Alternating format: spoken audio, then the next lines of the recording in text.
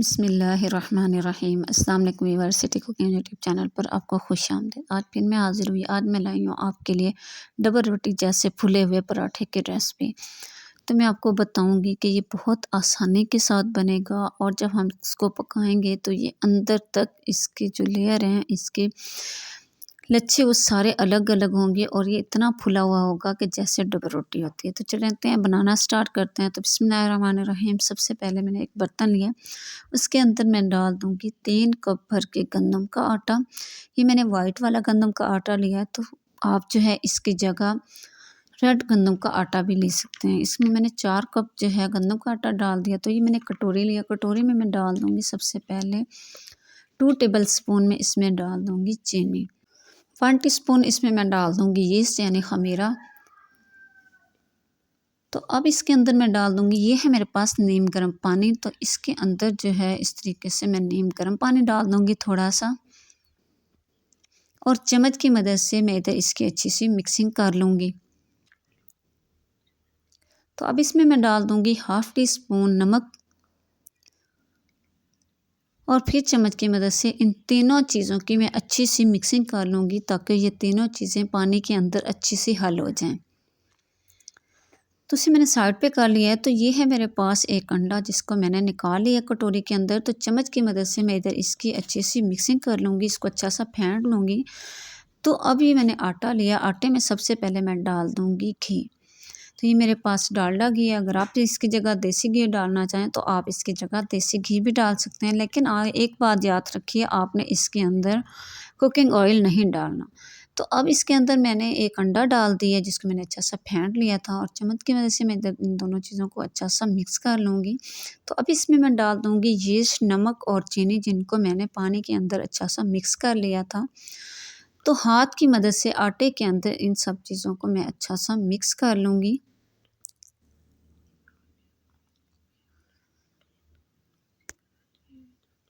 तो ये सारी चीज़ें जो हैं आटे के अंदर अच्छी सी मिक्स हो चुकी हैं। तो अब इसमें मैं डाल दूँगी नीम गर्म पानी, और इसको हाथ की मदद से अच्छा सा मैं मिक्स करके इसका मैं आटा गूँध लूँगी। जैसे हम आम रोटी के लिए आटा गूँधते हैं घर में, थोड़ा थोड़ा पानी डाल के हाथ की मदद से इसको मैं मिक्स करके इसका मैं आटा सा गूँध दूँगी।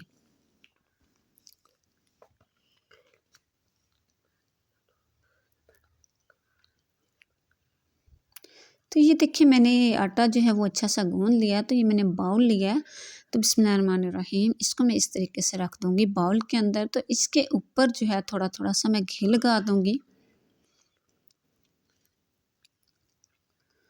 और इसके ऊपर प्लेट रख के मैं तकरीबन इसको आधे घंटे के लिए ऐसे छोड़ दूँगी ताकि ये जो है अच्छा सा रस जाए। तो इधर इसे रखे हुए आधा घंटा हो चुका है। तो इसके ऊपर मैं प्लेट उतारूँगी। तो बिस्मिल्लाहिर्रहमानिर्रहीम, इस तरीके से थोड़ा सा मैं इसको दबा के, तो इसके अंदर से जो है अब मैं पेड़े के जितना आटा निकालूंगी। जैसे हम आम रोटी के लिए पेड़ा बनाते हैं उतना सा हमने इसमें से आटा निकालना है, कोई हमने बड़ा पेड़ा नहीं बनाना, जितना हम आम रोटी के लिए एक पेड़ा बनाते हैं। तो ये देखिए मैंने पेड़ा बना लिया है। तो ये मैंने एक प्लेट के अंदर खुशक आटा लिया है, इसको मैं पेड़े को रख दूँगी खुशक आटे के अंदर। तो बाकी जो आटा है उसमें से भी मैं ऐसे जो है पेड़े तैयार कर लूँगी। तो ये मैंने सारे पेड़े बना लिए हैं इसके। तो इसको जो है अब हम बेल लेंगे। तो सबसे पहले इधर मैं डाल दूँगी खुशक आटा, और एक पेड़े को लेके इधर रख के हाथ की मदद से थोड़ा सा मैं इसको दबा के थोड़ा सा बड़ा कर लूँगी। तो ये अब मैंने बेलना लिया है, बेलने की मदद से मैं इसको रोटी को बेल लूँगी। तो इसको हमने पतला सा बेल लेना है, जैसे हम आम रोटी बनाते हैं उससे भी हमने इसको बारीक जो है पतला बेलना है, थोड़ा बड़ा बेलना है और बारीक बारीक सा बेल लेना है। जैसे हम समोसे के लिए पट्टियाँ बनाते हैं तो इस तरीके से हमने इसको थोड़ा सा बारीक ही बेलना है। तो अब इसके ऊपर मैं लगा दूँगी घी। ये मेरे पास घी है, कुकिंग ऑयल नहीं है। इसको मैंने थोड़ा सा गर्म कर लिया था क्योंकि सर्दी की वजह से बहुत जमा हुआ था। तो इस तरीके से इसके ऊपर घी लगा के इसके ऊपर मैं लगा दूँगी थोड़ा सा खुशक आटा। इसका फ़ायदा ये होगा कि हमारे जो लच्छे हैं वो जुड़ेंगे नहीं, और ये हमारा पराठा जो है बहुत ज़्यादा फूलेगा। तो आटे को पूरी रोटी के ऊपर हमने हाथ की मदद से फैला देना है।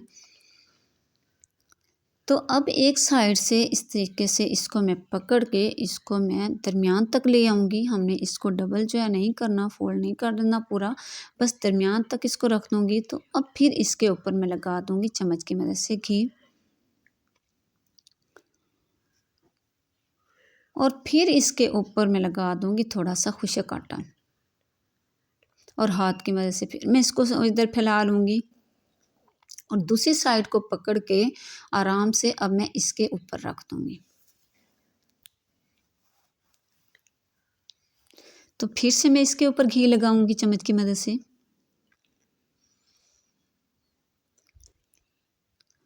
और फिर मैं इसके ऊपर लगा दूंगी थोड़ा सा खुशक आटा, और हाथ से फिर मैं इसके ऊपर फैला दूंगी इसको, और एक साइड से पकड़ के इस तरीके से मैं इसको दरमियान तक ले आऊंगी। तो दोबारा से फिर हमने इसके ऊपर घी लगाना है, और फिर वही बात, थोड़ा सा खुशक आटा लगा देना है, और इधर वाली साइड को पकड़ के हम फिर इसके ऊपर इसको बराबर कर लेंगे, और हाथ की मदद से मैं इसको थोड़ा सा फैला लूँगी, बड़ा कर लूँगी, ज़्यादा बड़ा नहीं करना, लेकिन थोड़ा सा हम इसको हाथ की मदद से फैला लेंगे। इसके ऊपर फिर से घी लगा देंगे, और फिर थोड़ा सा खुशक आटा लगाएंगे, और हाथों की मदद से अब जो इसके किनारे हैं इसको मैं पकड़ के दरमियान में जो है इसको इस तरीके से इकट्ठा कर लूँगी।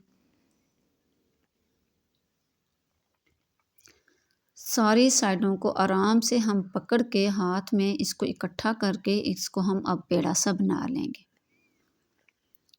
तो ये देखें, इस तरह से हमने इसका पेड़ा तैयार कर लिया है।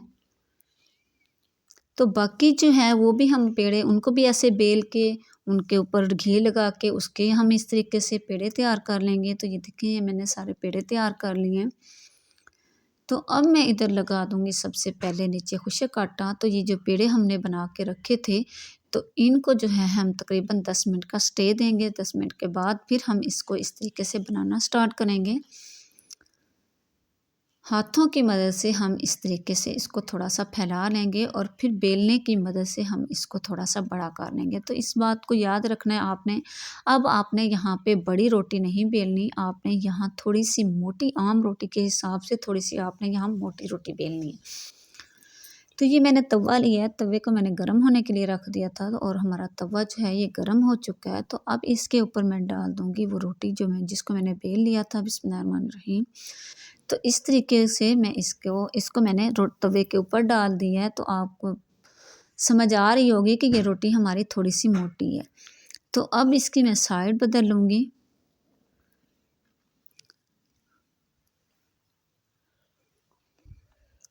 तो थोड़ी देर मैं इसी तरीके से दूसरी साइड से भी पकने दूँगी, और अब फिर चम्मच की मदद से मैं इसकी साइड बदल लूँगी। तो अब इसके ऊपर मैं लगा दूँगी घी। इधर हमने फिर इसके ऊपर घी लगाना है, इधर हमने इसके ऊपर कुकिंग ऑयल कहीं नहीं लगाना। पूरी रेसिपी के अंदर हम घी ही यूज़ करेंगे, हमने कहीं भी इसके ऊपर कुकिंग ऑयल नहीं लगाना। तो अब चम्मच की मदद से मैं इसकी साइड बदल लूँगी।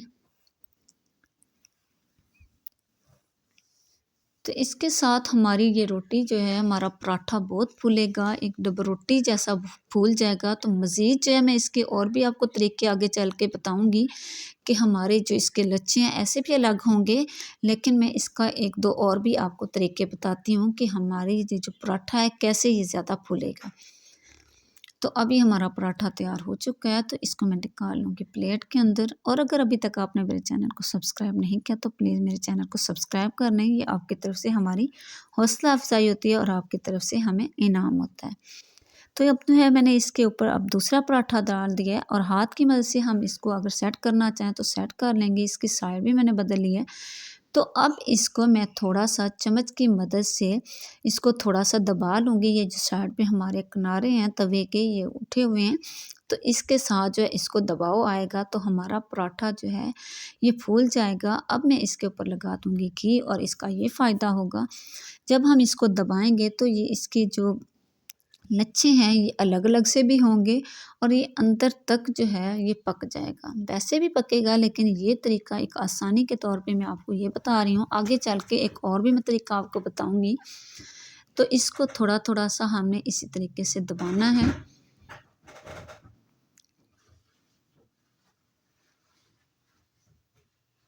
और चम्मच की मदद से हमने इसको हिलाते जुलाते रहना है ताकि ये एक जगह पे पड़ा हुआ जल ना जाए। तो ये भी हमारा पराठा तैयार हो चुका है। तो अब इसको भी मैंने प्लेट के अंदर निकाल लिया है। तो अब जो तीसरा पराठा है उसका मैं आपको बताती हूँ उसको हमने कैसे करना है। उसके लिए मैं आपको एक अलग और सा तरीका बताऊंगी। तो ये देखिए इसके लच्छे भी मैं आपको दिखा रही हूँ। अभी ये गर्म है तो ये ज़रा ठंडा हो जाएगा तो मज़ीद इसके जो लच्छे हैं वो अलग अलग से हो जाएंगे। तो ये देखिए अब ये मैंने तीसरा पराठा लिया है। तो ये मैंने 2 चम्मच लिए हैं। 2 चम्मच की मदद से हम इसको इस तरीके से दबाएंगे। इसके साथ जो है हमारे लच्छे ये भी अलग अलग होंगे। जितनी हमने इसकी लेयर इसको दी थी तो आप देखेंगे उतनी ही इसकी लेयर आएंगी, उतने इसके लच्छे बनेंगे। जितना मर्ज़ी इसको दबाएं ये टूटेगा नहीं। ये तीनों तरीक़ों से आप इसको पका सकते हैं और हर तरह से इसके लच्छे जो हैं वो अलग अलग होंगे। इस तरीके से दबाने से इसके लच्छे जो है वो ज़्यादा अलग अलग और वाज़े वाज़े होंगे। तो इनको अब मैंने निकाल लिया प्लेट के अंदर। तो इधर मैं आपको दिखाती हूँ। तो ये देखें माशाल्लाह माशाल्लाह इसके लच्छे ज़रा चेक करें किस तरीके से इसके लच्छे जो हैं सारे अलग अलग से आपको नज़र आ रहे हैं और ये अंदर तक माशाल्लाह से ये पक गया। और मैं इधर आपको ये ज़रा तोड़ के भी दिखाती हूँ। तो ये देखें माशाल्लाह इसके लच्छे चेक करें। ये देखें अलग अलग से इसके सारे लच्छे माशाल्लाह से अलग अलग आपको नज़र आ रहे हैं। ये अंदर तक माशाल्लाह से पक गया और ये इतने मज़े का बनता है। आप इसको चाय के साथ खाएं, दही के साथ खाएं, सालन के साथ, अचार के साथ खाएं और बच्चे तो इसको रूखा ही खा लेते हैं बग़ैर किसी चीज़ के। ये बहुत ही मज़े का बनता है और उम्मीद करूँगी कि ये आज की रेसिपी आपको बहुत पसंद आई होगी। अगर रेसिपी पसंद आए लाइक करना, शेयर करना, सब्सक्राइब करना ना भूला करें। इजाज़त चाहूँगी सिटी कुकिंग यूट्यूब चैनल की तरफ से। अगली वीडियो तक के लिए अल्लाह हाफ़िज़। अस्सलाम वालेकुम।